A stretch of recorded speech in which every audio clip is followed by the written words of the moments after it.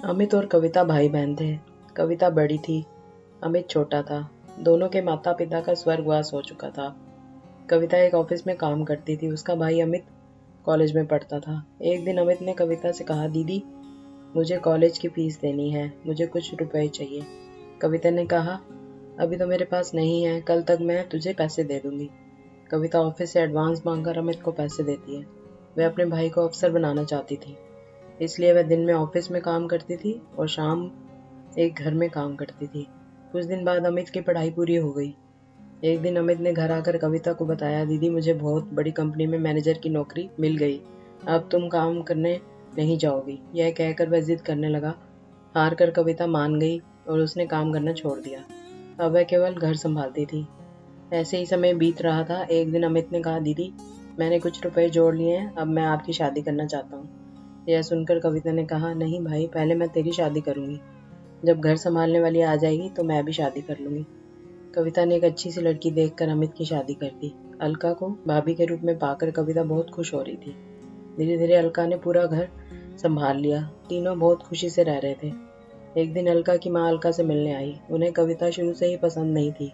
मौका पाकर उसने अलका से कहा, तेरी नंद शादी नहीं करना चाहती है, यह तो जीवन भर तेरे पति की कमाई पर ऐश करना चाहती है, तू बहुत सीधी है। यह सुनकर अलका ने कहा, माँ तुम बेकार की बात कर रही हो, अमित इनके लिए लड़का देख रहे हैं, जैसे ही मिल जाएगा शादी हो जाएगी। लेकिन अलका की माँ ने कहा, बेटी तू नहीं समझेगी, यह तेरे को कभी चैन से रहने नहीं देगी। अगले दिन अमित ने कविता से कहा, दीदी मैंने आपके लिए लड़का देखा है, आप कहें तो बात आगे बढ़ाई जाए। लेकिन कविता ने कहा, नहीं भाई, मैं अभी शादी नहीं करना चाहती, जब करनी होगी आपको बता दूंगी। यह सुनकर अमित और अलका को आश्चर्य हुआ। अलका के दिमाग में माँ की बातें गूंजने लगी। उसके बाद अलका का व्यवहार कविता के लिए बदल गया। वह अमित को सामने कुछ नहीं कहती, लेकिन अमित के जाने के बाद कविता से छोटी छोटी बात पर लड़ती रहती। एक दिन कविता कहीं गई थी। अकेले में अलका ने अमित से कहा, दीदी शादी क्यों नहीं करना चाहती, कहीं ऐसा तो नहीं तुम्हारी बहन हमेशा हमारे ऊपर बोझ बनकर बैठी रहे। यह सुनकर अमित को बहुत गुस्सा आया। उसने कहा, खबरदार मेरी दीदी के बारे में कुछ कहा तो वे जो चाहेंगी वही होगा। तुम्हें पता, उन्होंने अपना पूरा जीवन मुझे बड़ा आदमी बनाने में लगा दिया। अलका को समझ आ गया कि अमित उसकी बात कभी नहीं सुनेगा। उसने अपनी नंद को रास्ते से हटाने के लिए एक तरकीब सोची। एक दिन अलका ने कविता से कहा, दीदी काफी दिनों से मैं कहीं बाहर नहीं गई हूँ, कल हम मंदिर चलते हैं। यह सुनकर कविता बहुत खुश हुई।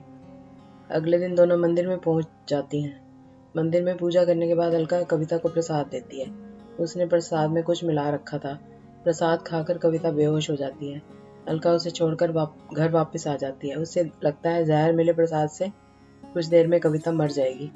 कुछ देर बाद कविता को होश आता है, लेकिन वह अपनी पिछली जिंदगी भूल गई। वह मंदिर में बैठ कर रोने लगती है। शाम को जब अमित घर वापस आकर अलका से कविता के बारे में पूछता है तो अलका कहती है, दीदी तीर्थ यात्रा पर गई हैं, कुछ दिनों में वापस आ जाएंगी। तब अमित कहता है, दीदी मुझे बगैर बताए अचानक कैसे चली गई। वह परेशान हो जाता है, लेकिन अलका उसे समझाकर शांत कर देती है। इधर कविता को उसी मंदिर के पुजारी मंदिर में स्थान दे देते हैं। वह दिन रात मंदिर में सेवा करने लगती है। मंदिर के सभी भक्त और पुजारी कविता का बहुत ध्यान रखते थे। ऐसे ही समय बीत रहा था, लेकिन कविता को पिछला कुछ याद नहीं आ रहा था। काफी दिन बीत जाने पर अमित कविता को ढूंढने निकल गया। वह कविता को ढूंढता रहा, लेकिन कविता कहीं नहीं मिली।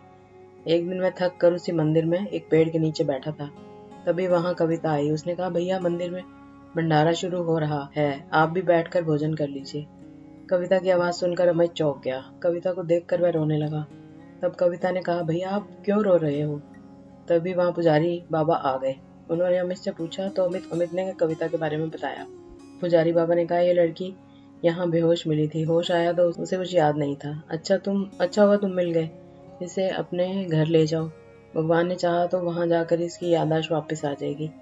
अमित ने कविता को चलने के लिए कहा तो वह रोने लगी। वह जाने से मना कर दिया, लेकिन अमित जिद कर रहा था। तब कविता ने कहा, भाई मुझे सब कुछ याद है, लेकिन मैंने जानबूझकर नाटक किया ताकि तुम और भाभी मेरे बिना खुश रह सको। भाभी को मेरा घर में रहना पसंद नहीं, इसलिए अब मैं उस घर में नहीं जाना चाहती। यह सुनकर अमित रोने लगा और कविता से बोला, दीदी अगर आप घर नहीं चलोगी तो मैं भी यहीं रहूंगा। उसकी बातें सुनकर कविता घर आने के लिए तैयार होगी, लेकिन उसने अमित से कहा, मेरी एक शर्त है, तुम भाभी पर गुस्सा नहीं करोगे। अमित मान गया और कविता को लेकर घर आ गया। कविता को देखकर अलका सहम गई। वह रोने लगी और उसने अमित और कविता से माफी मांगी। कविता के कहने पर अमित ने उसे माफ कर दिया। कुछ दिन बाद कविता ने शादी कर ली और अपने ससुराल विदा हो गई।